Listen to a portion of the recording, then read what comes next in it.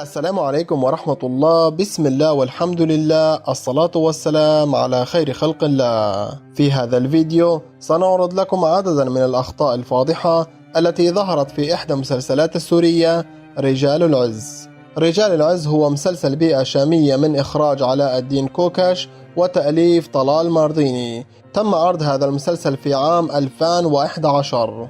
إن قصة المسلسل يتحدث عن دمشق في فترة الثلاثينات من قرن العشرين، وهي فترة احتلال الفرنسي لسوريا. يصور أحداث هذا المسلسل في حي الساروج الدمشقي حارة اللوز، طبعا بمشاركة نخبة من الفنانين السوريين مثل قصي خولي ومنى واصف وأسعد فضة، وإلى قائمة لا تنتهي من نخب الفنانين.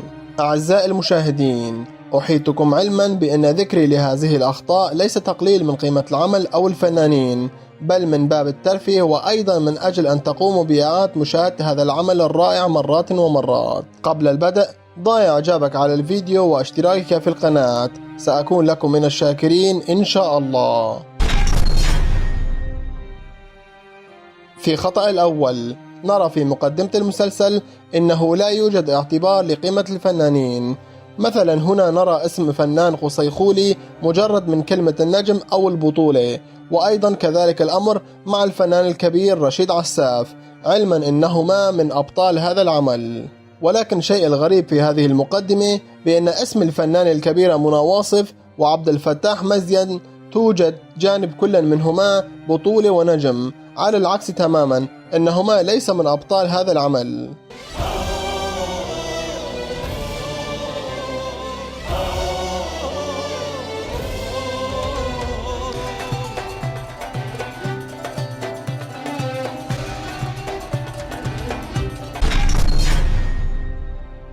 خطأ الثاني، في هذا المشهد نرى أن كتاب القرآن الكريم مفتوح على الطاولة ولم يكن هناك أحد من يقرأ، وهذا يعتبر خطأ فاضح، لأن ترك كتاب الله بهذا الشكل يدخل في خانة المحرمات. عزيزي المشاهد وعزيزتي المشاهدة، اترك لنا رأيكم في التعليقات إن كنت أنا محق أو لا فيما قلت.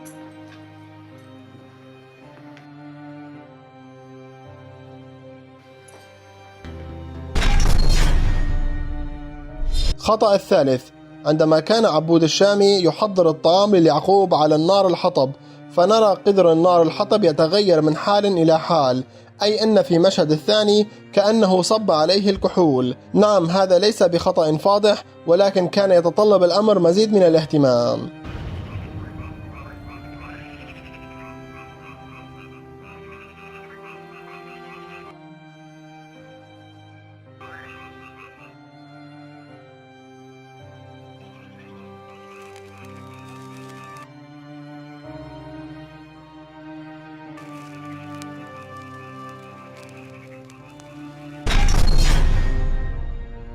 خطأ الرابع، في هذا المشهد نرى أن عبود الشامي ماسك بيده سلاحين فارغين من الرصاص. ربما أحد الأذكياء يطرح لي السؤال في التعليقات ويقول: هل تريد أن يقتل بعضهم بعضا لكي ترتاح؟ لا يا عزيزي المشاهد، في هذا المشهد لا يطلق إطلاق النار بتاتا، حتى وإن استخدموا الأسلحة الحقيقية والقنابل، ولكن المشهد كان بحاجة إلى مزيد من الاهتمام.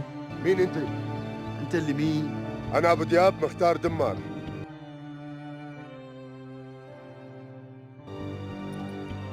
على راسي القرداوية والله، علي عمي.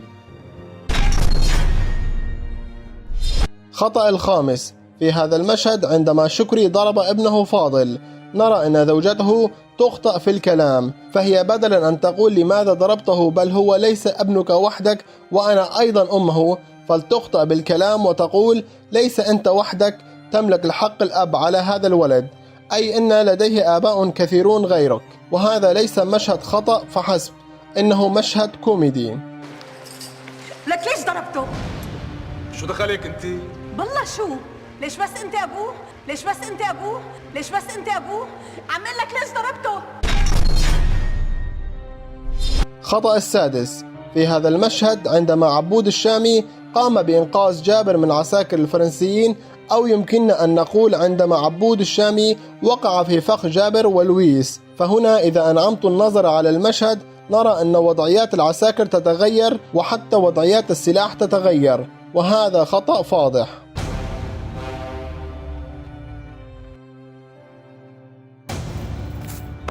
شو اسمك يا باباي وليش لعينك السهران؟ الله يسلم ايديك، انا اسمي جابر هربان من السجن. خطأ السابع، نرى في هذا المشهد وتحديدا عندما كان ياسين يخاطب فاطمة أخت نوري على سطح المنزل. هنا عندما رآهم نوري أثناء عودته إلى المنزل نرى أن ياسين يخطأ في الكلام ويقول يونس بدلا أن يقول نوري، وهذا خطأ فاضح. شو اللي عم يصير؟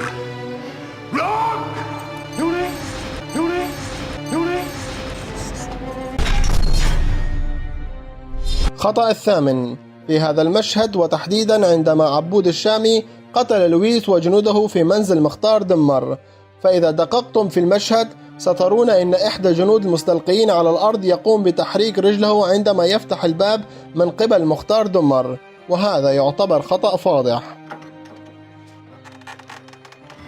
وليش هاد؟ وليش هاد؟ وليش هاد؟ أما خطأ التاسع والأخير في هذا المشهد عندما كومندان أو مسؤول عساكر الفرنسية خرج على الطريق بيروت وهو هاربا من أهالي حارة اللوز كي يحمي نفسه من القتل، نرى ظهور المايك في الزاوية عندما عبود الشامي ألقى القبض عليه، وهذا خطأ فاضح. فرغ البشكات كلها براسك، بس في عالم أولى مني إنها تقتلك. فهمان ولا؟ خلصت مهمتي، أنا رايح. تكون شيء قبل الختام ضع إعجابك على الفيديو واشتراكك في القناة، سأكون لكم من الشاكرين ما دمت حيا. دمتم في أمان الله وسلام.